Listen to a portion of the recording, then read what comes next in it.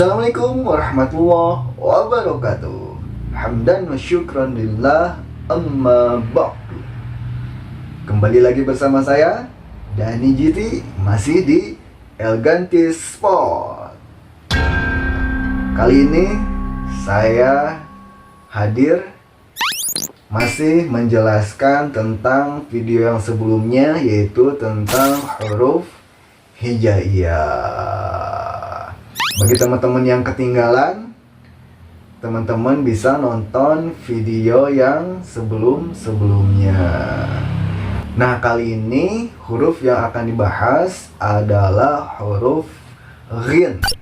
Nah, seperti ini huruf ghin. Sama seperti huruf ain, cuman ghin itu punya titik satu di atas. Ghin tempat keluarnya itu adalah dari ujung tenggorokan. Ini kan tenggorokan nih, paling ujung. Nah, tenggorokan paling ujung. Nah, di situ tempat keluarnya ro sambil ada suara ngoroknya. Ro. Jadi tempat keluarnya itu sama seperti huruf kho. Nah, di situ di ujung tenggorokan kho. Nah, kho sama ro itu sama-sama ada suara ngoroknya. Cuman kalau ro dia ngoroknya itu lebih sedikit. Jadi ngoroknya itu sedikit, tidak sebanyak huruf kho. Kalau kho itu kan kedengaran banget ngoroknya, banyak ya kan. Nah, kalau ghin itu lebih sedikit ngoroknya dibanding huruf kho. Jadi ro. Nah, ketika pakai fathah dia dibaca ro, ketika pakai kasroh dibaca ri, ketika pakai dhamma dia dibaca ru. Ro, ri, ru. Jadi tempat keluarnya itu dari ujung tenggorokan sambil ada suara ngoroknya sedikit. Jadi kalau teman-teman udah bisa, nah jangan dipraktekkan di kehidupan sehari-hari ya kan. Jadi misalnya teman-teman udah bisa, udah fasih membaca huruf ghin misalnya, teman-teman dipraktekkan dalam sehari-hari. Jadi kalau ada yang nanya dari mana, saya habis dari dagho, beli batal ghor, dan hati-hati di sana ada ghor.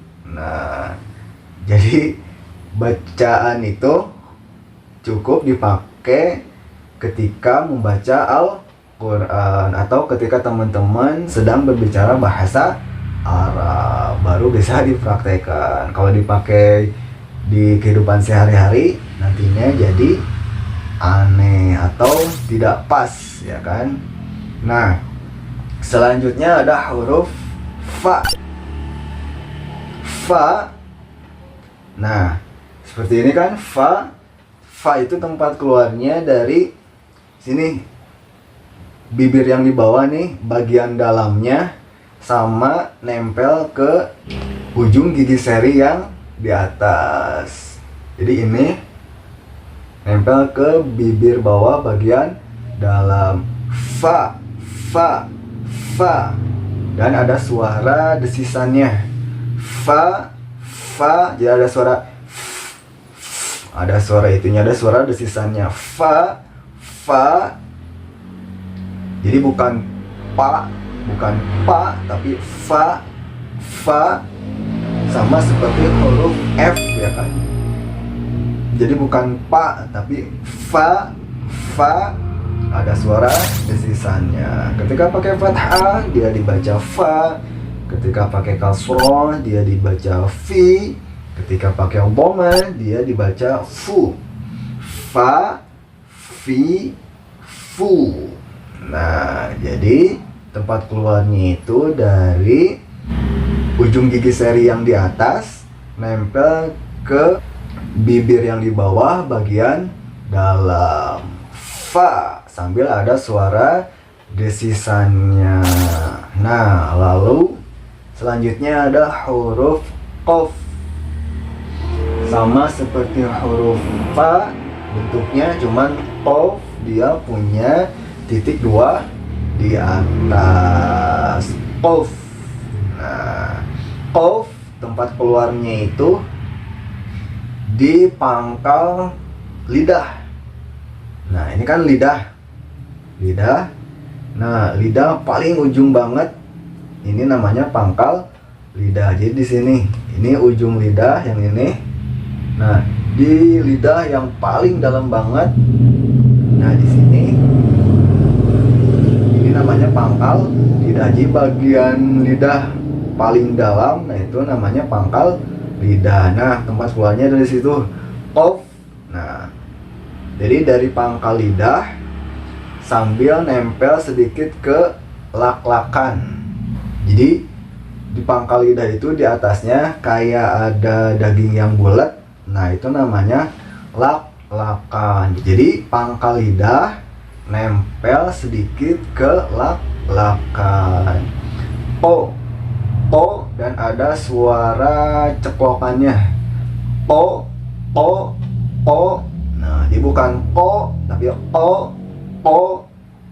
Jadi ada suara ceplokannya. Ketika pakai fathah dia dibaca o, ketika pakai kasroh dia dibaca i, ketika pakai dhamma dia dibaca u.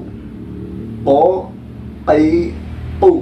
Jadi tempat keluarnya itu dari pangkal lidah sedikit nempel ke lak-lakan dan ada suara ceplokannya o. Nah, seperti biasa 3 dulu. Ada huruf ghin, fa, sama huruf qaf. Tinggal teman-teman mempraktekannya sendiri di rumah. Jadi saya hanya memberitahu bagaimana caranya. Selanjutnya teman-teman tinggal berlatih dan mempraktekannya di rumah. Mudah-mudahan ada manfaatnya. Sampai jumpa di video berikutnya. Wallahu a'lam. Assalamualaikum warahmatullahi wabarakatuh.